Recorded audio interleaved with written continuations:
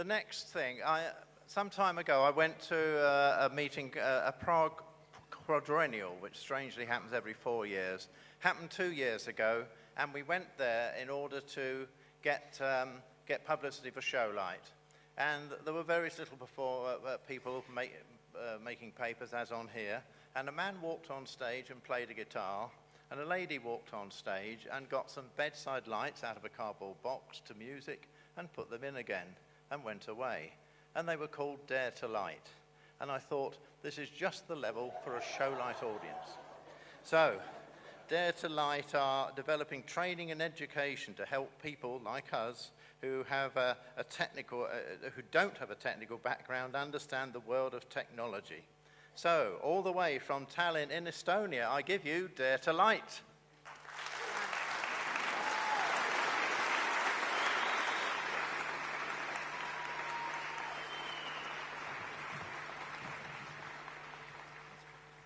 Test.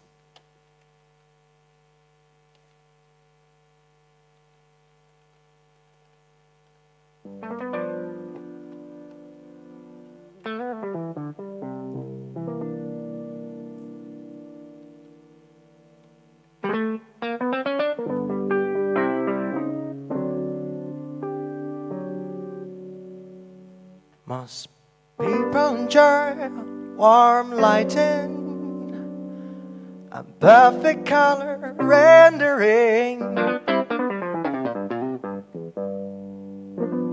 like candles, fires, incandescence, and everything they represent. But modern times brought us change. The lights now come in bigger range, like halogens and fluorescents and LEDs for big events. Light is never just a light.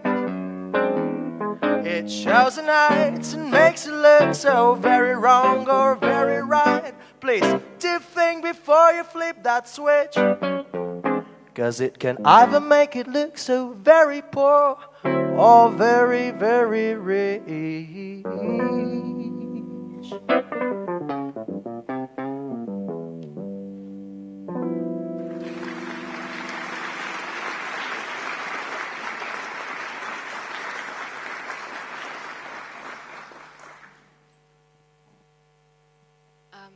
This is not the right lighting.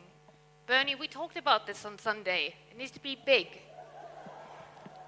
No, I mean, it needs to be big. This is really, really important. That's not very professional of you, is it? You lose it.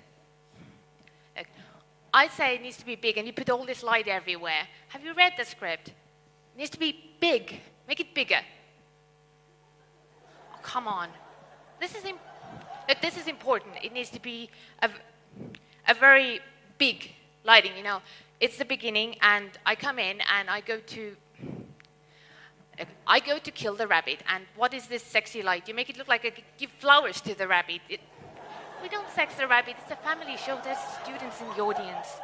We can't do this. No, it needs to actually be really, really big. Can you make it bigger, please?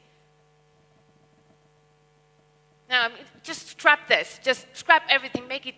Give me big lighting.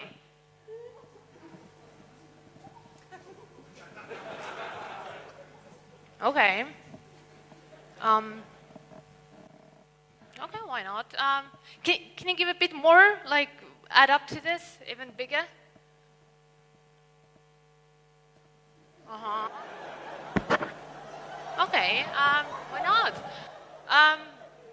A little bit more? Like, actually, you know, even more. Bigger. Okay. All right, but save this. Once I walk on stage, I want it exactly like this. Do not touch anything.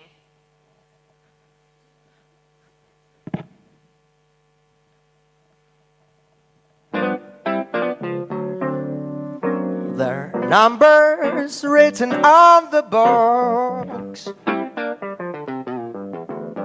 that frighten you, and that it often shows the poor consumer in the store. Now buying light bulbs is hardcore. Light is never just a light. It shows and hides and makes it look so very wrong or very right. So please think before you flip the switch, 'cause it can either make it look so very poor or very rich.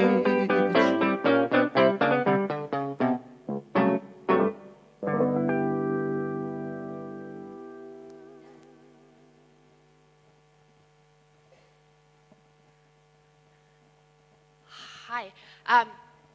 I have a perfect gig for you. We are bringing out this amazing production under Paranoid Spoon, and you will be the perfect lighting designer for it. I feel it. I feel it. It's going to be amazing. We have already a great team working on this. It's going to be great. Can't believe it. We have a band from Transnistria. They're called the Klodasa Project, and they are amazing. You probably never heard of them, but they're making this ambient dubstep kind of a thing, and it's great. I have all their CDs, and it will be directed by Hiroko Kozinakova. She is great. She is an exceptional artist, completely blind. This will be a new level of stage arts ever, and you could be a part of this. I will be doing the set design, and I have a couple of ideas that I want to discuss with you. This is the story of 3 little piglets and what happened to them after they got their rightful revenge on the big bad wolf.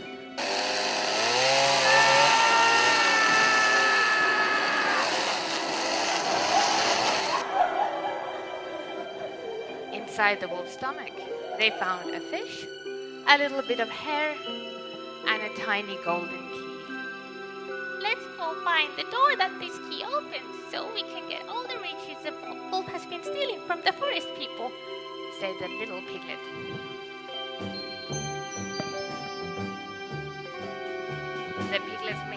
The piglets made their way up into the mountains where the wolf had lived. It was a long and hard journey, and thunder scared the piglet several times.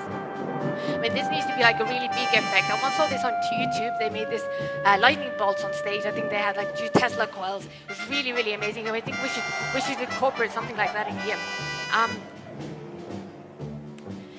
When night fell, the piglets made camp in a nearby cave and ate the moss from the walls. Suddenly, all the mountains were flushed with rainbow colors.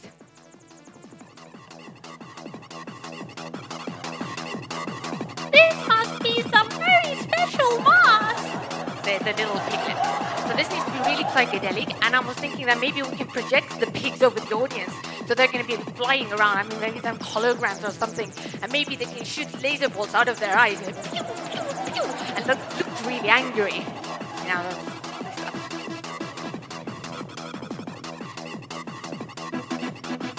as the piglets admired some beautiful lighting effects in the northern sky, suddenly they saw something in the far distance.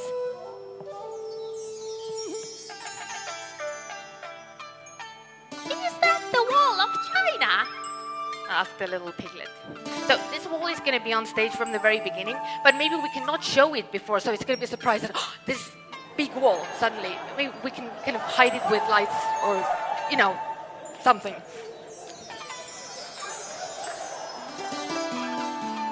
The piglets made their way down the path lit with paper lanterns, and wind chimes were to be heard in the distance until they came up to a big door.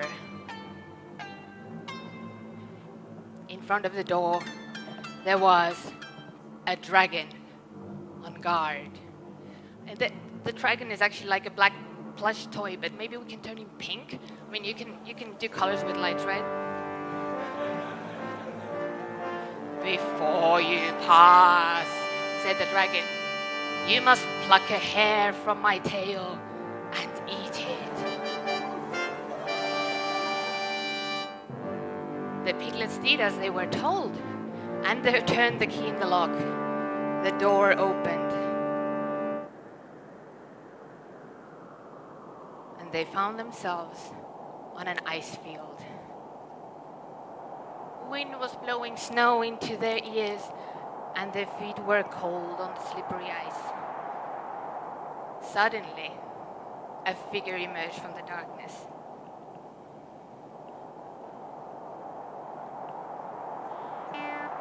"I have been walking along this lake for 55 years, said the big moose. "One day I will reach the other shore and take a rest under the trees." The moose has like really small antlers. Maybe we can project some bigger antlers on him, so it's gonna like fill the whole room. It's gonna be like a really tribal pattern. So something like that.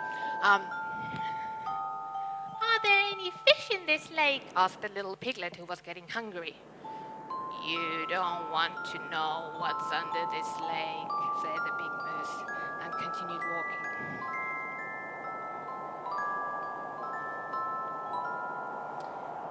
The piglets drilled a hole in the ice to catch some fish. And the little piglet fell in. This needs to be really, really scary. Can we make it look like water's coming up from under the stage, and it just fills everything with water, like water everywhere? Water going, like coming, scary. His friends dived after him to save him, only to find that the hairs from the dragon's tail had given them the ability to breathe underwater.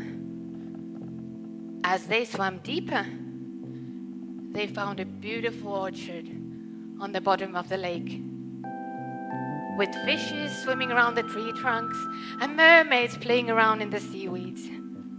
So I'm kind of thinking like this fireflies going around the tree trunks, and maybe the apples could glow a bit, like maybe pulsate, very magical. The piglets gathered some apples and caught some fish and went home to cook dinner.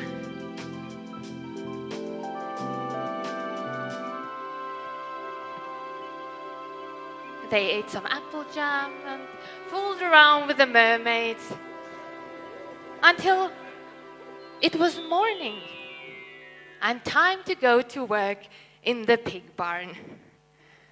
The end. What do you think? I think it's going to be amazing. Look, if you could show up at the dress rehearsal tonight, so you can have a look what the thing's going to be. It's going to be really, really funny.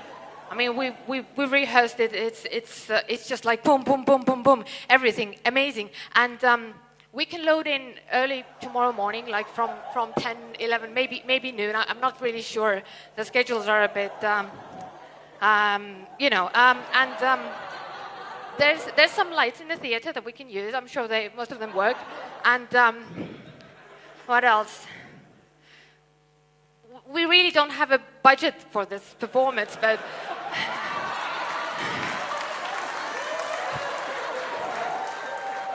you understand, I mean, it's going to be great for your portfolio.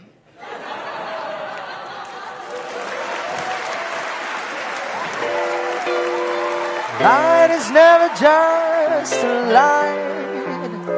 It shows the tides and makes it look so very wrong or very right.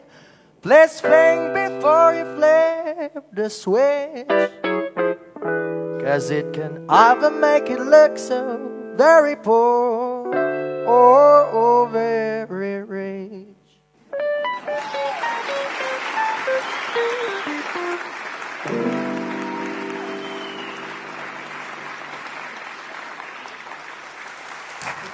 Okay, I've taken off the funny scarf, so I'm not trying to be funny. If I do, then it's just me being stupid. Before I... I can't believe I just did this at a professional conference. Before I try to explain myself, I'd firstly like to thank everyone who made this happen. There's Keytar Man, who composed some amazing music and effects. And thank you, Bernie. Everything I said, I didn't really mean it. You're amazing. Your lighting design was perfectly horrendous. Thank you so much.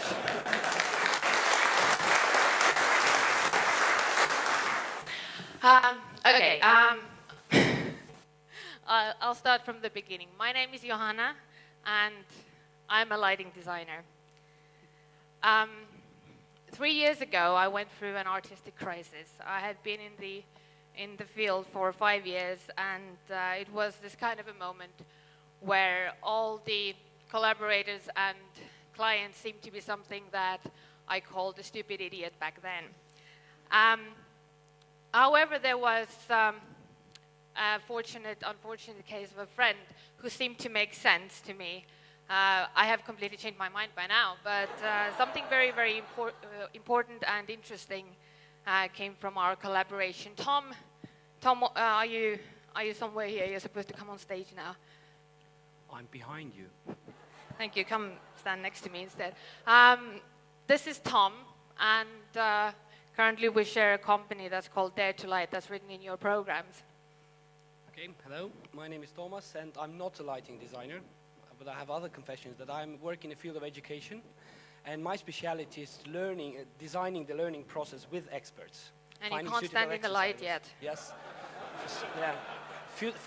That's easy. Finding suitable exercises, finding suitable approaches to learn whatever needs to be learned. And 3 years ago, when Johanna was complaining about her artistic crisis or whatever it was, I actually was interested of lights. And I asked her as a complete amateur, can you teach me, can you explain me, what is it you do with your technology, with the lights, that creates emotion? What are the rules? How do you translate technology into the result? And Johanna started researching me. We didn't live in the same country back then, so she wanted to send me some materials, and apparently she didn't find any, because we found tons of materials about technical part of lighting. And we found some material about the end result, was it beautiful or not, but almost nothing in between, how to explain this creative process, how the technology becomes the emotion of the people, of the viewers. And we started thinking, maybe I'm not the only one having this question and this problem. And during these resulting years, we have been working with different creative professionals who do not have a technical background. This means directors, choreographers, artists, architects, all kinds of people who have had interest in lighting, but have not had the time or resources to learn about it. And we found out a couple of interesting things. We have learned a lot. You know the general rant that you hear in the backstage of a theater where technical people go for a smoke, you know. Nobody appreciates my work. I work after hours, late at night. I don't sleep. The lighting design is just a pasted layer on top of the performance. No one ever, you know, talks to me. No one bothers. There's not enough relevant equipment, and so forward. And suddenly we heard the other side of the situation. There were directors and actors and designers telling us, well, the lighting designer is always, you know, they work at night and they don't really talk to us. And it's kind of very distant, and they talk in some weird language that I don't understand, and they don't understand what I'm telling them, and all these things. And eventually, after a couple of years of this happening, we thought, wait a second, there's a pattern there. There's a little communication error in between. So, to put what you saw here in a context, it's a bit of a longer play, but this play is just one of the tools we use, and this particular tool is to create the initial discussion and interest. But we also do a lot of workshops with practitioners, with lighting designers, with directors, with choreographers, and we build learning labs, rooms and environments when you can interact with light and learn about it. But whatever we do, we go from experiential learning approach, which means that I think it's obvious in this room that you can't learn lighting by just theoretically reading about it. You need to have experience doing it. However, somehow we assume that people can learn about light theoretically without experiencing it. So what do? In everything we do, we try to take a person and immerse and put him into the position of the other side, where it's going to be a lighting designer is a position of director trying to communicate the creative vision without his language, or it's a lighting designer trying to be a director, or director trying to be a lighting designer and actually getting rid of this fear of the switchboard and technology and electricity. So whatever we do, we try to allow people to experience this first, to try it about, and only then when you have this aha moment, now I understand why the lighting designer works at night, because it takes tons of time to unscrew one fixture. And once you experience a small bit, then you start to understand what the other side is saying, and then the actual learning of whatever technological part can happen. So this is our approach, what we're trying to find in every communication issue. The profession of a lighting designer is quite young. We all agree on that. And we sometimes still feel that there is a need to kind of prove ourselves to our colleagues and collaborators to make sense why this is so expensive, why it takes so much time, and why I am in this project in the first place. And a very easy way to do this is to hide our profession in mystery. It happens by magic. Light is magical. You know, it's very difficult. You would not understand it, but you know, it's great. And that makes sense. I mean, if they don't know how the trick is done, they're going to pay for the ticket, right? But as professionals, do we want our work to be a magic trick? I think most of us want it to be an integral part of a performance, not just something like pasted on sprinkles, done 3 nights before the premiere.